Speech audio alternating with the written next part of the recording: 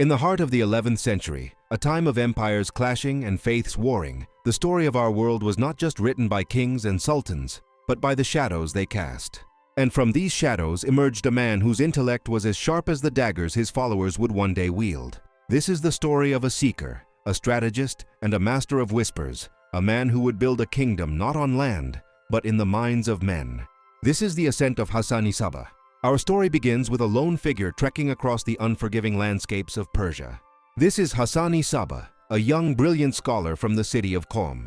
Driven by an insatiable thirst for knowledge and a profound spiritual calling, his journey is one of both mind and body. We see him in sun-scorched deserts and wind-blasted mountains, his gaze fixed on a distant horizon.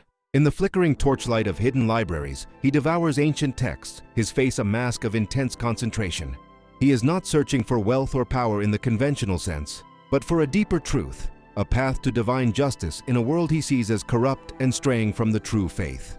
This relentless quest for enlightenment forges the steel in his soul, preparing him for the trials ahead. Hassan's intellectual odyssey leads him to the heart of Ismaili power, Fatimid Cairo.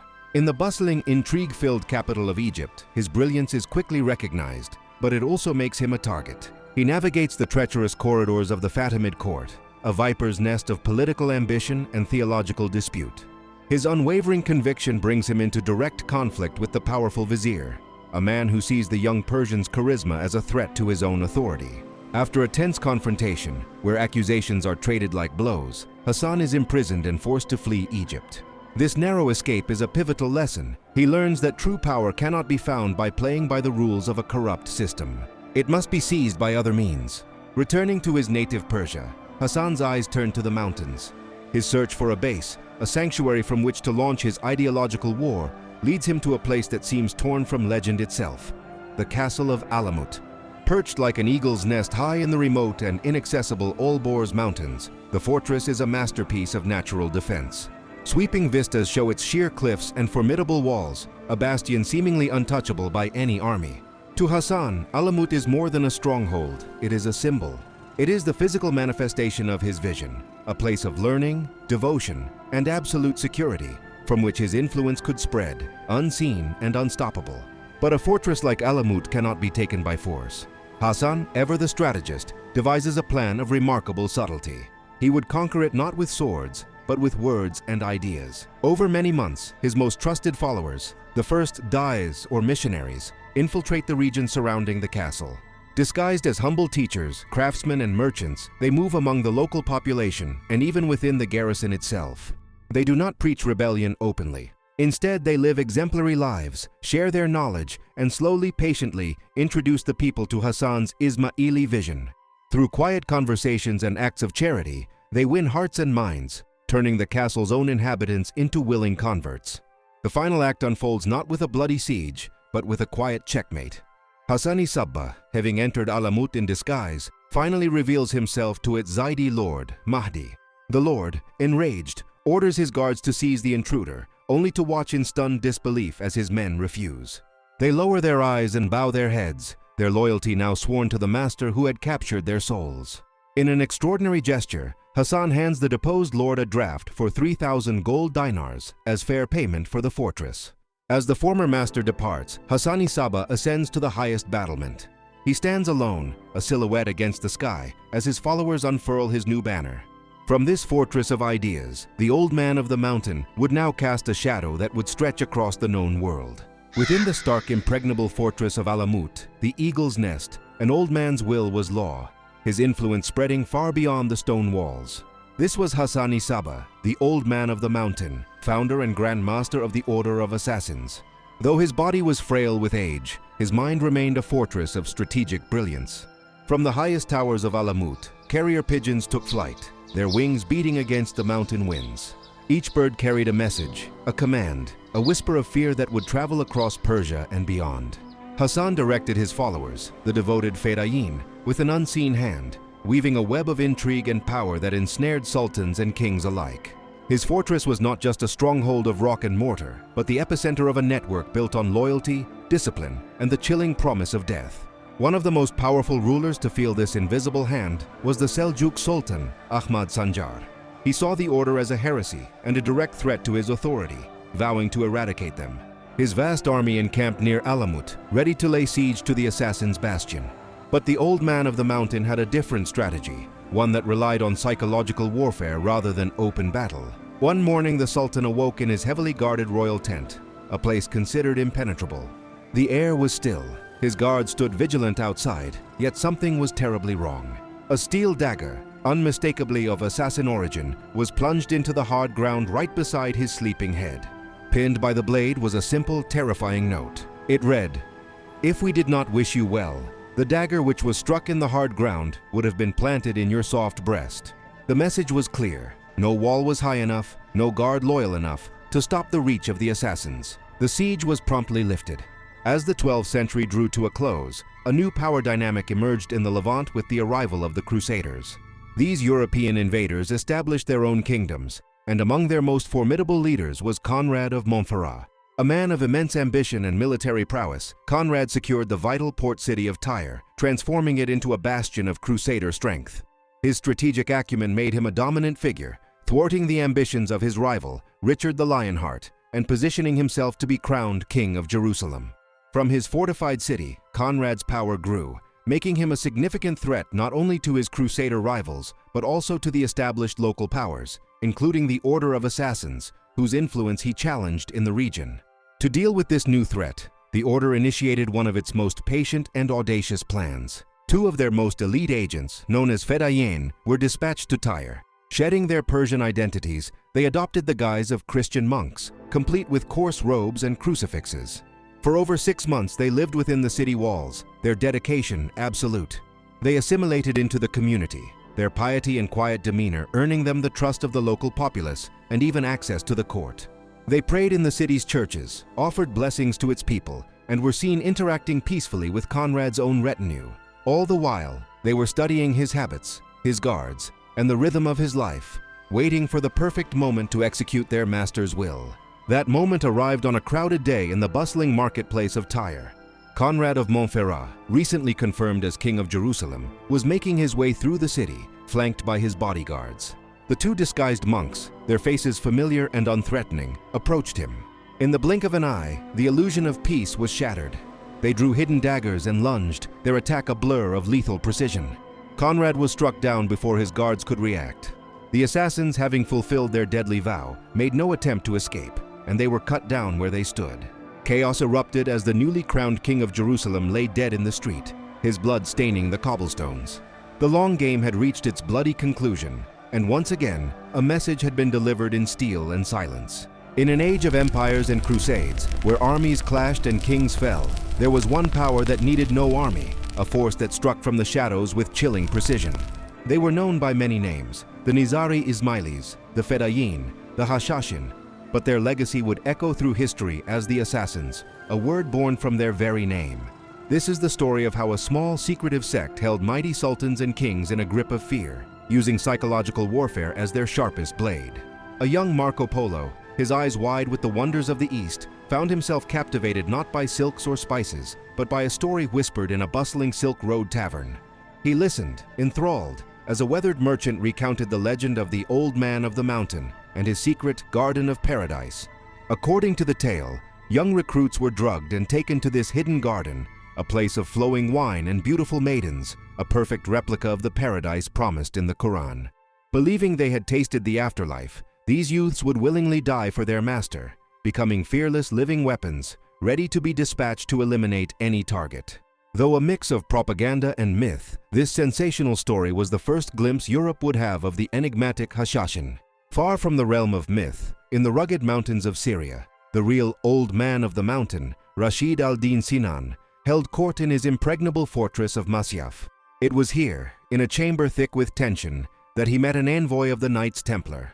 The Crusaders, his sworn enemies, had come not to fight, but to negotiate. They shared a common, formidable foe, the Sultan Saladin, whose ambition threatened to unite the Muslim world and sweep the Crusader states from the map.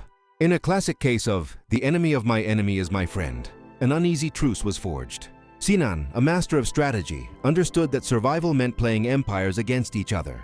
Saladin, the celebrated conqueror, soon felt the assassin's reach. In the dead of night, while his army besieged Aleppo, a Fedayeen operative, cloaked in shadow, slipped past his guards and into the Sultan's personal tent. Only the quick reaction of an emir who intercepted the assassin's blade saved Saladin's life. The Sultan survived, but the attack shattered his sense of security. He became deeply paranoid, increasing his personal guard and sleeping in a specially constructed wooden tower. The message was clear. No wall was high enough, no guard loyal enough to protect him from the will of the old man of the mountain. The final blow was not one of steel, but of pure psychological terror. One night, Saladin awoke with a start. Pinned to the pillow beside his head was a poisoned dagger. Beside it lay a note, its words a chilling promise from Sinan himself. It demonstrated, with terrifying clarity, that the assassins could reach him anytime, anywhere. He could have been killed in his sleep, but Sinan chose to let him live. This single silent act was more effective than any army. Humbled and terrified, Saladin was forced to seek a truce, ending his campaign against the assassins and acknowledging their formidable power. Years later, a world away, Marco Polo penned his travels, committing the fantastic tales he had heard to parchment. His account, a potent blend of fact, rumor, and enemy propaganda, introduced the legend of the Hashashin to a fascinated Europe. The name, derived from a derogatory term likely meaning rabble, transformed over time, entering Western languages as a new word: assassin. Through these stories, the sect achieved a different kind of immortality, their historical reality forever entwined with the myth they so expertly crafted, cementing their legacy as the ultimate masters of stealth and fear. In the heart of the 13th century, a storm of unimaginable fury was gathering on the steppes of Central Asia, a force that would soon crash upon the shores of history and wash away entire civilizations. At its heart was the Mongol Empire, and its destination was the seemingly impregnable mountain fortress of Alamut, the Eagle's Nest, home to the legendary order of assassins, the Hashashin.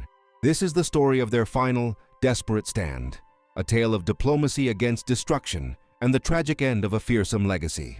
The year is 1256. A tide of humanity, a river of steel and horseflesh, flows across the Persian highlands. This is the army of Hulagu Khan, grandson of Genghis Khan, a man whose ambition is matched only by his ruthlessness. His Mongol horde is a force of nature, their numbers stretching to the horizon, their siege engines towering over the landscape like monstrous beasts of wood and iron. Every city that resists is turned to dust, every field burned to ash. Their target is Alamut, the nerve center of the Hashashin, a symbol of defiance that the Mongols are determined to crush. The world holds its breath as the unstoppable force marches towards the immovable object. Within the formidable walls of Alamut, a different kind of battle is being waged. The fortress's new leader, Imam Rukn al-Din Kursha, is a young scholar, not a seasoned warrior like his predecessors. He finds himself at odds with his own commanders, men who have spent their lives defending the fortress and its secrets. While they see the approaching Mongols as a challenge to be met with sword and dagger, a final glorious battle, Rukn al-Din seeks another path. He believes in the power of words, in the possibility of a diplomatic solution. He argues passionately, hoping to spare his people from the inevitable slaughter he foresees, but his pleas for negotiation are met with cries for a fight to the death. The fortress is not just besieged from without, but divided from within. The debate is cut short by the roar of the Mongol war machine. Hulagu's trebuchets, masterpieces of medieval engineering, begin their terrible work. Huge boulders, torn from the very mountains, are launched in a relentless, percussive assault against Alamut's ancient walls. The air is thick with dust and the screams of the dying. The assassins, masters of stealth and guerrilla warfare, mount a desperate and heroic defense. They rain arrows down upon the besiegers and launch daring night raids, but it is like throwing pebbles against a tidal wave. The sheer scale of the Mongol attack is overwhelming. Slowly, inexorably, the fortress walls, which had stood for centuries, begin to crack and crumble. Faced with the imminent destruction of his people and his home, Rukn al-Din Kursha makes a fateful decision. Believing he has secured a promise of safety for the inhabitants of Alamut, he chooses surrender. In a scene heavy with symbolism, the gates of the Eagle's Nest swing open, and the last Imam of the Hashashin walks out to meet his conqueror. He presents the keys to the fortress to Hulagu Khan, an act of submission he hopes will purchase peace. For a brief moment, it seems his gamble has paid off, that his faith in diplomacy has saved them from the sword. But the mercy of a Khan is a fleeting and treacherous thing. The moment Alamut's defenses are down, the promise is broken. Hulagu unleashes his soldiers upon the fortress, not as an occupying force, but as an instrument of total annihilation. They pour into the courtyards and corridors, slaughtering those who had been promised their lives. They make for Alamut's most prized possession, its legendary library, a repository of knowledge and secrets gathered over generations. The Mongols put it to the torch, and centuries of learning turned to smoke and ash. The fortress itself is systematically dismantled, its walls torn down until nothing remains but a ruin. The Hashashin order is shattered, its members scattered to the winds. And as the sun sets, casting long shadows over the smoldering remains of the eagle's nest, an era comes to a violent end, leaving behind only a legend that would echo through eternity. The year is 1256. Across the sun-scorched plains of Persia, a storm of hoof and steel gathers, a force of nature unlike any seen before. This is the army of the Mongol Empire, and at its head rides Hulagu Khan, grandson of Genghis, with a single unyielding objective: the complete annihilation of the Order of Assassins. For centuries, the Hashashin had been the whispers in the dark, the unseen blade that could topple kings and emperors. From their impregnable fortress of Alamut, the eagle's nest, they had projected an aura of myth and fear. But now, their era was facing a brutal, unstoppable dawn. Perched high in the Alborz Mountains, Alamut Fortress was a bastion of defiance. But within its walls, a different battle raged. The young Imam, Rukn al-Din Kursha, was a man of books and diplomacy, not of blood and iron. He had inherited the leadership of the Hashashin at a perilous time, and he faced a council of his most seasoned commanders. They were grizzled veterans, men who had spent their lives mastering the arts of war and subterfuge.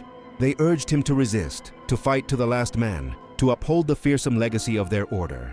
But Rukn al-Din, staring at the sheer, overwhelming might of the Mongol horde gathering below, saw only one path forward: negotiation. He believed he could reason with Hulagu, that he could spare his people the horrors of a hopeless war. His commander saw it as weakness. He saw it as the only form of salvation left.